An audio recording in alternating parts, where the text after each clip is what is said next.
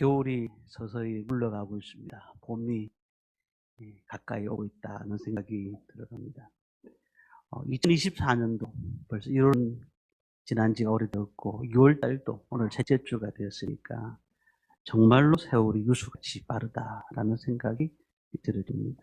욥이 그렇게 말을 했습니다. 욥기 7장 6절에 보니까 나의 날은 배틀의 북보다 빠르다 이렇게 말했습니다. 옛날 가정에서 그 배틀을 이용해 가지고 옷감을 짰지 않습니까? 그래서 옷을 지었는데 그 천을 짜는 장면 보면 배틀북이 쓱 하고 지나가는데 그게 엄청 빠르잖아요. 그것보다 빠르다라고 욥은 얘기를 하고 있고요. 욥기 9장 25절 보니까 나의 날이 경주보다 빨리 사라져 버린다라고 말씀했습니다. 사도 바울도 에베소 교인들한테 그런 말을 했습니다. 세월을 아끼라 때가 악하니라. 지금 우리가 가는 길은 굉장히 빠르게 지나가고 있다라는 말씀을 여기서 얘기하고 있습니다. 일생 동안 예수를 믿고 난 다음에 말씀을 많이 듣습니다. 오늘도 하나님 말씀을 듣고 있습니다만은 수많은 말씀, 또 유튜브를 통해서 듣는 말씀들, 그 말씀을 통해서 우리는 많은 은혜를 받습니다. 그리고 또 성경을 읽습니다. 성경을 읽으면서 하나님의 뜻을 깨닫게 되고 큐티를 하면서 하나님의 뜻을 알게 됩니다. 그런데 우리가 설교를 듣든지 아니면 말씀을 읽든지 간에 제일 중요한 것은 그 말씀이 나와 무슨 상관입니다. 내가 오늘 주님 말씀을 받았는데 그 말씀이 나한테 주는 의미는 무엇인가? 그리고 나한테 어떻게 그 말씀을 수용하고 받아들여야 되는가? 이 부분을 늘 우리는 고민해 볼 필요가 있습니다. 이스라엘 백성들이 애굽에서 엄청난 고통을 당합니다. 430년 동안. 그때 그 고통을 당하는 가운데 끝 무렵에 모세가 태어납니다. 그 당시 이스라엘 사람들이 애굽 사람들보다 굉장히 많은 숫자가 늘었습니다. 그래서 애굽 왕 바로는 늘 걱정이 대단합니다. 고센 땅에 이스라엘 민족들을 주었지만은 그곳에 늘어나는 숫자가 너무 많으니까 방법이 없으니까 자, 그 태어나는 남자아이들을 다 죽여라. 그렇게 말을 한 거죠. 근데 모세의 부모도 그 당시에 모세가 태어났습니다. 그리고 난 다음에 3개월을 숨깁니다. 3개월을 숨기는데 도저히 방법이 없는 거예요. 어떻게 숨길 수가 없습니다. 아이가 울기도 하고 또한 주위 사람들이 보기도 하는데 어떻게 숨길 수가 있겠습니까? 그래서 갈대 상자에 담아서 하숫가에 두게 되죠. 그리고 이제 바로의 왕의 공주가 그것을 보게 되고 그 아이를 자기의 자녀로 삼고 그리고는 그 아이가 일생 동안 바로의 궁정에서 컸던 그 내용들이 오늘 말씀에서 나오고 있습니다. 모세의 일생은 120년입니다. 굉장히 오래 살았잖아요. 근데 120년간 모든 하나님께서 인도하셨어요. 하나님께서 그 가운데에 인도하지 않은 적이 없었습니다. 주관하시고 섭리하시고 은혜를 주셨던 그 하나님, 모세를 인도하셨습니다. 오늘 말씀은 모세가 출생할 때 일이지 않습니까? 모세가 르보산에서 죽게 됩니다. 120세를 맞무리하면서 죽게 되는데 그때까지 하나님은 끝까지 하나님께서 모세를 인도하셨습니다. 지금도 마찬가지입니다. 우리가 어떻게 살고 계십니까? 내 힘으로 살고 계십니까? 내가 오늘 아프니까 병원에 가고 내가 힘드니까 사람들을 만나고 그렇게 살고 계십니까? 아닙니다. 우리의 모든 일생은 하나님께서 우리를 이끌어 가시는데 하나님께서 힘들 때마다 우리에게 위로자가 되시고 하나님께서 우리에게 아플 때마다 그 치료의 강선을 받으시고 하나님께서 우리에게 힘들 때마다 주님의 주시는 음성을 주시는 것, 이것이 하나님께서 평생 동안 우리가 하늘나라 갈 때까지 인도하시는 줄 믿습니다. 하나님은 지금도 모세뿐만 아니라 우리에게도 그런 은혜를 주시는데요. 그래서 우리가 얼마나 감사한지 몰라요. 우리의 모든 인생은 하나님이 주관하시니까 얼마나 감사한지 모릅니다. 예레미야 1장 5절에 이렇게 말씀합니다.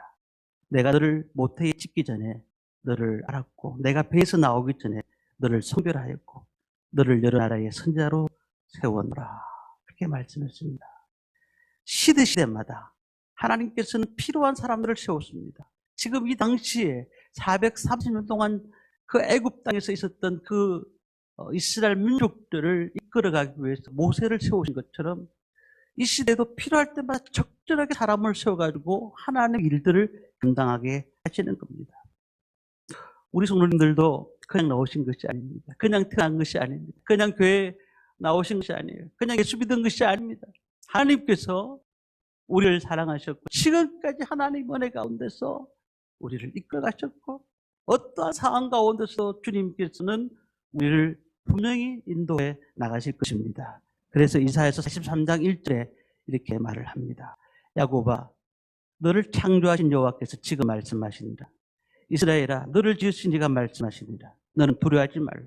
내가 너를 구속하여 내가 널 지명하여 부르나니 너는 내 것이라. 하나님께서 이사야 선지자를 통해서 그 야곱에게 말씀하셨고 이스라엘에게 말씀하셨고 일단 우리에게 말씀하고 계신다는 거죠. 그렇다면 오늘 본문에 모세를 서시기 위해서 어떻게 역사하셨는가? 120년 동안 어떻게 역사하셨는가? 오늘 그 10절까지 말씀을 통해서 하나님이 어떤 마음, 어떤 환경으로 인도하셨는지를 살펴보는 시간이 됐으면 좋겠습니다. 첫 번째는요, 하나님은 우리의 생명을 지켜주신 분입니다. 이전의 말씀을 우리 함께 보겠습니다.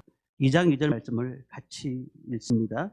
그 여자가 임신하여 아들을 낳으니 그가 잘생긴 것을 보고 석 달 동안 그를 숨겼으나 부모가 모세를 석 달을 숨겼습니다.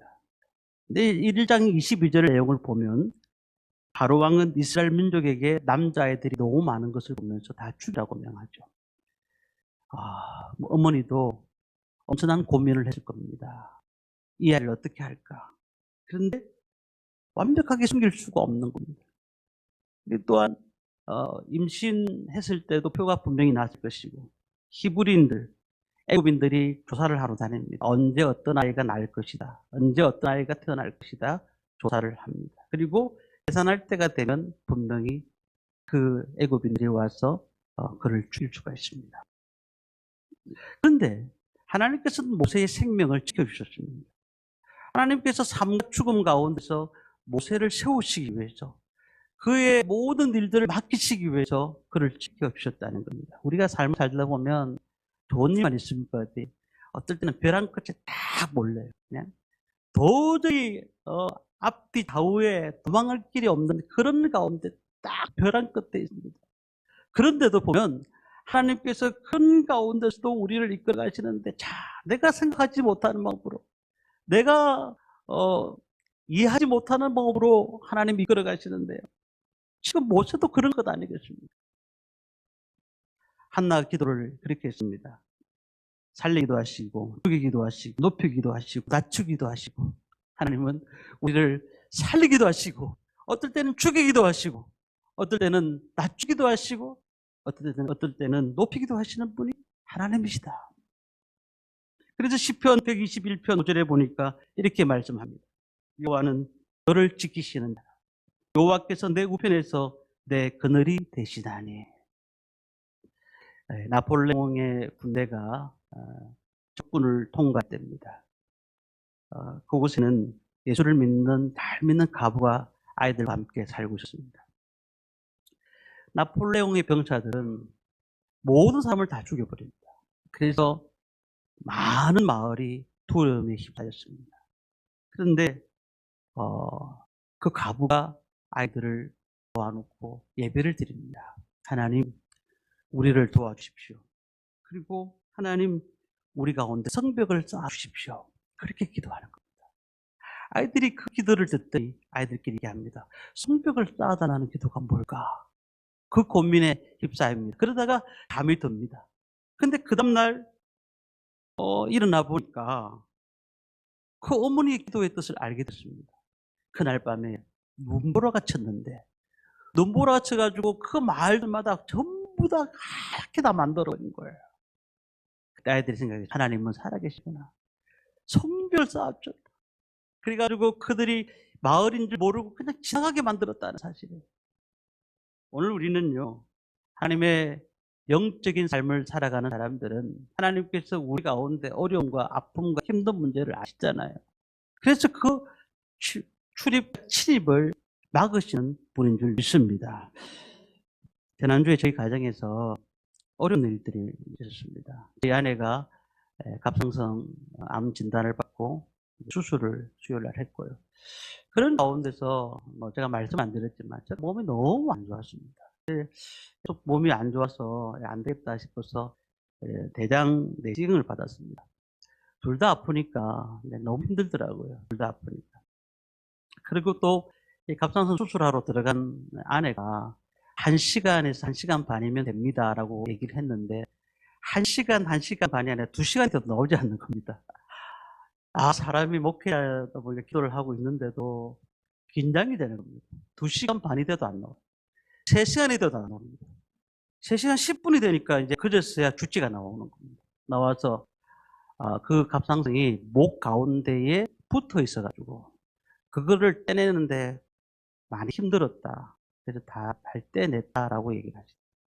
근데 제가 그런 생각이 들었습니다. 우리가 위험할 때는 기도합니다. 하나님 어떤 뜻이십니까? 하나님 어떤 상황입니까? 하나님 지켜주셔야 됩니다. 하나님 도와주셔야 됩니다. 그렇게 기도합니다. 그런데 정말 문제가 없다, 안심하니까 그때 마음속에 하나님 지켜주셨구나, 하나님 은혜를 주셨구나 라는 생각을 가지게 되는 겁니다. 우리의 삶은요, 하나님이 지켜주시지 않으면 안 됩니다.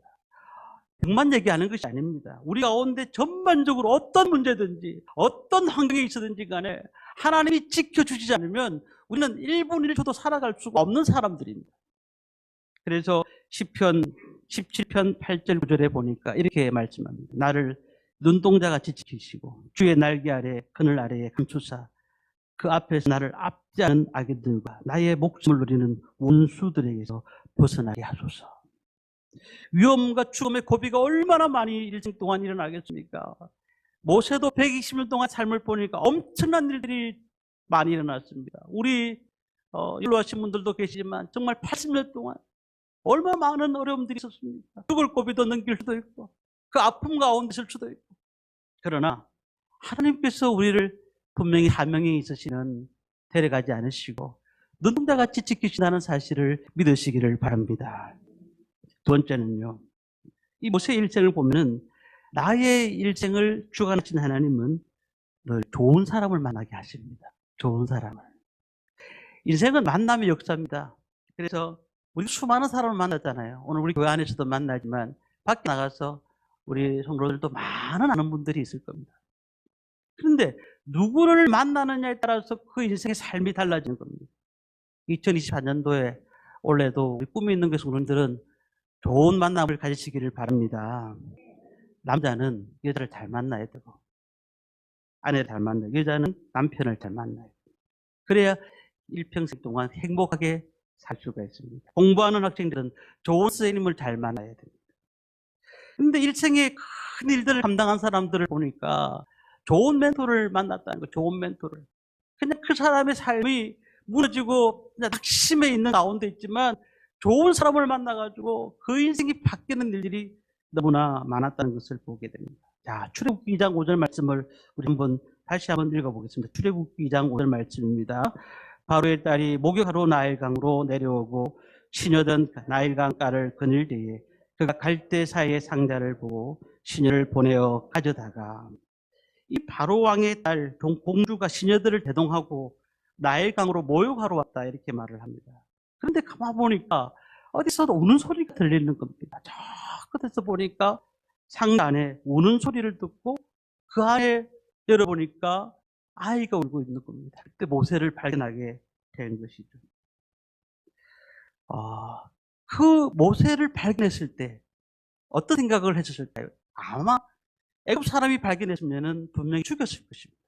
그런데 이 바로의 딸 공주가 발견했기 때문에 그 마음에 측은한 생각이 들었던 거죠. 이 모든 것들은 하나님이 하시는 것이지만 그 마음들이 이 아이를 키워야 되겠다는 생각을 가지게 된 것이죠.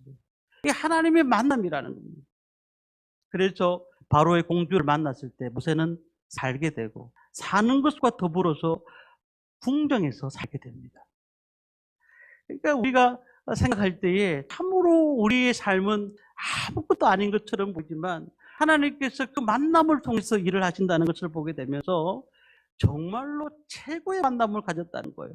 모세가 그 당시에 양자를 삼을 수 있는 한 사람 누구밖에 없습니까? 바로의 딸밖에 없었습니다. 그 딸에게 모세가 양자로 들어갔다는 것, 이거 가장 귀한 것 아니겠습니까? 사도 바울이 엄청난 사역을 했습니다. 그가 평생 동안 주님의 사역을 했는데 그가 만났던 사람들을 돌아보니까 디모데, 마가, 누가, 바나바, 아볼로, 브루스기들과 아굴라불고, 누리아, 베베, 수많은 사람들을 만나게 되는데 이 사람들 때문에 그는 목회하는데 그가 선교하는데 엄청난 큰 힘을 발휘하게 된 것을 보게 됩니다. 목사는 좋은 교인을 만나야 돼요. 우리 교회 성도님들은 좋은 교회와 목사를 만나야 됩니다. 저는 좋은 목사가 되도록 노력을 하고 있습니다. 하지만 우리 성도님들이 함께 좋은 교회를 만들어 가야 됩니다. 교회는 누가 만들어 가는 게 아니라 있는 분들이 교회를 정말 사랑하고 내 교회처럼 내 몸된 교회를 하나님의 교회라고 생각하고 그렇게 만들어 갈 때에 하나님께서 은혜를 주실 줄 믿습니다. 멘토를 잘 만나야 돼요. 부견자잖아요. 정신적 지도자, 영적인 멘토. 그래서 많은 사람들이 그 멘토를 잘 만나서 훌륭한 사람들이 되었잖아요. 기업인들이 있습니다만 기업인들이 전부 다 그 책을 다 냈잖아요. 그 책들을 보면은 자기 혼자서 살아간 경우는 없어요. 전부 다 옆에 있는 참모들이 너무너무 잘한 거예요. 너무너무 그 사람을 많이 도운 것입니다. 그때에 그 기업들이 일어나게 된 것입니다. 인생의 고비가 있을 때마다 조언을 해주고 그리고 방향을 제시해 줄 수 있는 사람. 내가 낙심하고 있을 때 그 사람을 만나면 힘이 되는 사람. 이 만남이 얼마나 하나님 앞에 은혜가 되는 만남인 것입니다. 우리 생활의 본보기는 오직 멘토는 예수님이십니다. 그런데 또 이 땅에 살면서 사람들을 만나야 돼요. 우리 손님들 좋은 사람들 만나시기를 바랍니다. 헬런 켈러는 셀리반이라는 사람을 잘 만났잖아요. 근데 우리가 이 셀리반이라는 사람을 보면서 애니 셀리반을 만났다. 그래서 헬런 켈러가 그의 모든 3중고, 4중고를 다 해결할 수 있었다. 완전히 아무것도 보이지 않고 듣지도 못하고 말하지도 못하는 그에게 이 선생님을 만나게 됐다는 것만 알고 있잖아요. 그런데 애 셀리반을 우리가 조사를 해보면 놀라운 사실을 알 수가 있습니다. 그가 5살 때 안질환이 와서 실명이 되었어요. 그 실명에 가까운 눈을 가지고 있습니다. 그뿐만 아닙니다. 그들 살 때 어머니가 결핵으로 세상을 떠났습니다. 아버지는 2년 뒤에 자기가 키울 수 없을 걸 알고 사명제를 두고는 도망가 버렸습니다. 그리고 2명은 고아원에 가 있고 1명은 이모가 키웠는데 이모가 키웠던 아이는 또 결핵 때문에 죽었습니다.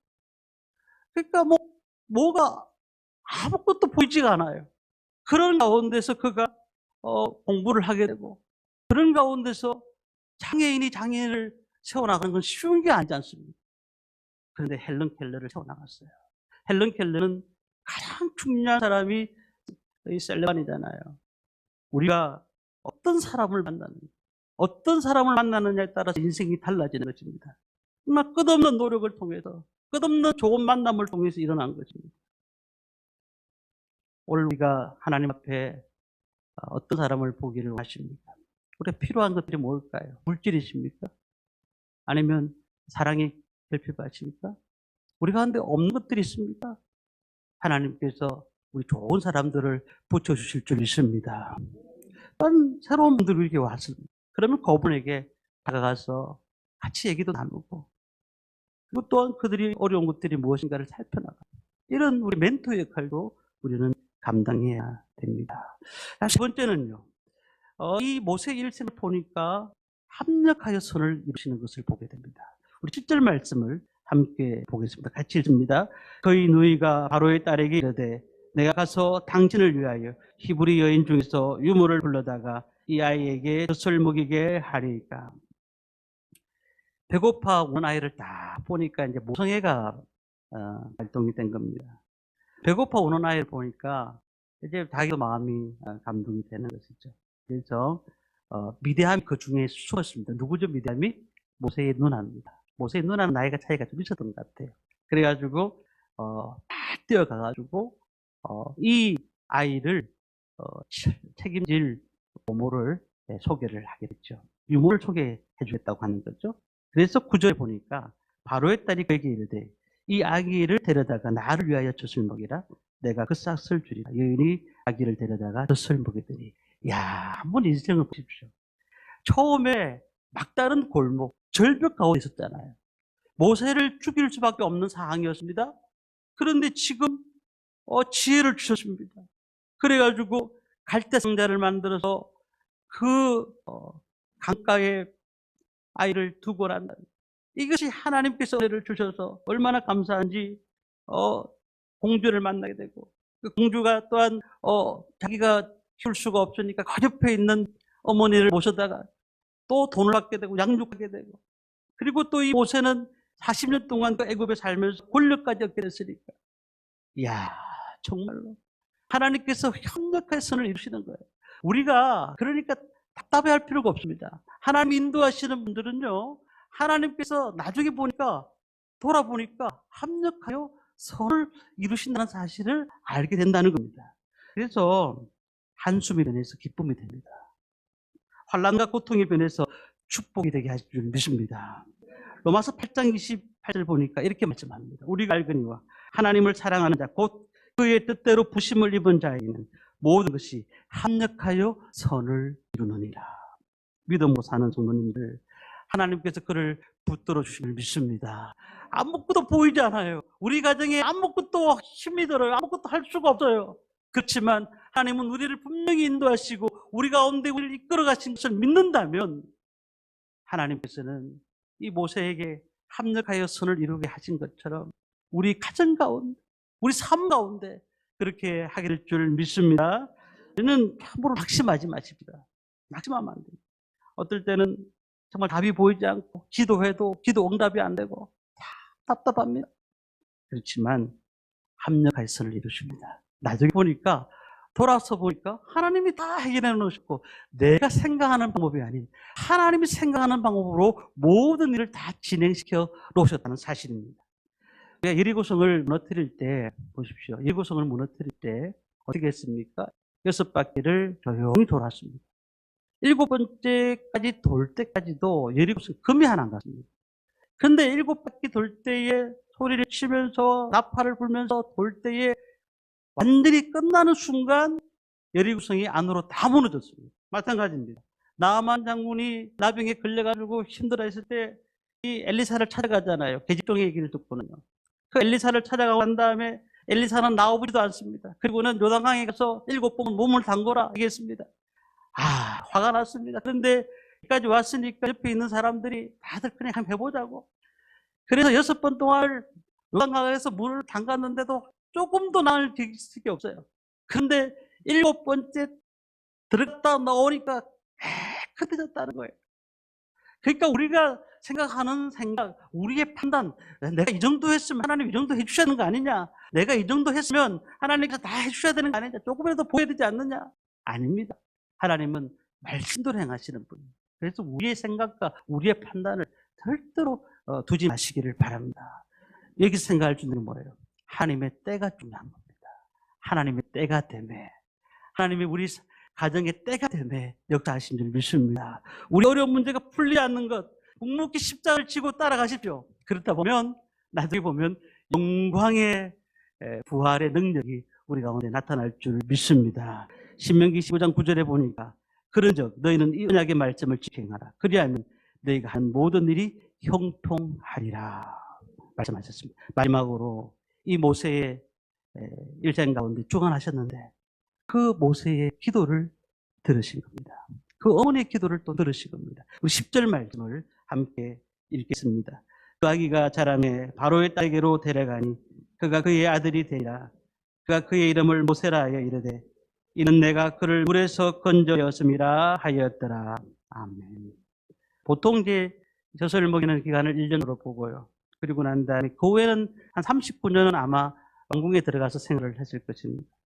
그리고는 왕궁의 애국 문화를 다 배웠을 겁니다. 그런데 요게베스의 기도라는 찬양이 있잖아요. 그 내용도 그렇고 우리 오늘 말씀도 묵상해 보면 그 아이를 젖을 먹으면서 키우면서 어떻게 했을 것 같아요? 아이를 꼭 품에 안으면서 기도했을 겁니다. 하나님, 이 아이의 생애를 책임져 주시옵소서. 이 아이를 축복하여 주옵소서. 이 아이가 하나님 앞에 온전히 쓰임받는 아이가 되게 하여 주옵소서. 근데 우리가 히브리서 11장 말씀을 보면 이 믿음의 기도를 했던 요게벳을 알 수가 있어요. 믿음으로 석 달을 숨겼다는 것을 알 수 있어요. 믿음으로 가야 돼요. 우리가 영적인 사람은요, 무엇이 가장 중요하냐면, 세상 사람들은 그냥 한숨 쉬고 끝내지만 예수 믿는 사람들은 기도해야 됩니다. 아이가 힘들었을 때 그 아이를 기도해야 됩니다. 하나님께서 기도할 때에 그 기도를 땅에 떨어지지 않으시고 그것을 놀랍게 하나님의 역사를 경험케 만드신다는 사실입니다. 그러니 이 요베스의 기도를 통해서 응답이 80년이 지난 다음에 나타나지 않습니다. 40년 동안 이스라엘 민족들을 이끌어가는 지도자로 사용되지 않습니다. 오늘 우리가 그렇게 하셔야 됩니다. 우리 성도님들 가운데 자녀분들이 장성한 분들도 계십니다. 그렇지만 장성한 분이다 할지라도 기도하셔야 돼요. 자녀들을 위해서 기도하셔야 됩니다. 부모님들의 기도가 땅에 떨어지지 않습니다. 기도하셔야 됩니다. 기도하면은 그 기도를 통해서 영혼이 살게 되고 하나님의 나라를 위해서 일할 수 있는 사람으로 바꿔지는 것을 알 수가 있는 것입니다. 어떤 분은 그렇게 얘기합니다. 기도할 때 그렇게 기도하시죠. 하나님, 이 아이가 판검사가 되게 하시고 의사가 되게 하시고 이 아이가 커서 정말로 잘 되게 하여 주옵소서. 그 기도는 세상 사람들도 다 하는 기도입니다. 그러나 우리가 기도하는 게 뭔지 아세요? 그렇게 기도하세요. 하나님 나라를 위해서 쓰임받는 일꾼이 되게 하여 주옵소서. 하나님 나라에 쓰임받는다니까 어떤 분이 그렇게 합니다. 아이고, 하나님, 나는 우리 아이 목회자 안 만들 건데요. 뭐 하나님 나라에 쓰임받는다는 게 다 목회자 되는 게 아니라 정말로 판사가 되든 검사가 되든 무엇이 되든 간에 하나님 나라 앞에 쓰임받는 사람이 되면 하나님 보시기에 아름다운 삶을 살 것이고 그런 자들은 오래 가게 돼 있는 거예요. 그래서 하나님이 기뻐하시는 삶을 살게 달라고 그렇게 꼭 기도하시기 바랍니다. 기도할 때 하나님의 역사가 나타날 줄 믿습니다. 너무 18장 1절에 이렇게 말씀합니다. 항상 기도하고 낭망하지 말라. 마태복음 6장 25절 보니까 그러므로 내가 너에게 이르노니 목숨을 위하여 무엇을 먹을까 무엇을 마실까 몸을 위하여 무엇을 입을까 염려하지 말라. 목숨이 음식보다 중하지 아니하며 몸이 의복보다 중하지 아니하냐. 말씀을 마칩니다. 하나님은 옛날이나 지금이나 변함이 없으십니다. 우리와 함께 하시고 우리 일생을 이끌어 가시는 분인 줄 믿습니다. 이제는 그래서 내 옆에는 누가 계신다고요? 하나님이 계신다. 나와 함께 하신다. 이 사실을 믿고 달려가시기를 바랍니다. 올 한 해에 정말로 힘든 일도 있을 겁니다. 또한 정말 답답한 일도 있을 겁니다. 그렇지만 하나님이 나와 함께 하심을 믿고 오늘도 주님의 사랑 안에서 일평생 모세가 120년 동안 하나님께서 그 삶을 이끌어 가신 것처럼 오늘 우리의 삶 가운데 이끌어 가시는 놀라운 은혜가 우리 가운데 일어나기를 주님의 이름으로 축원합니다.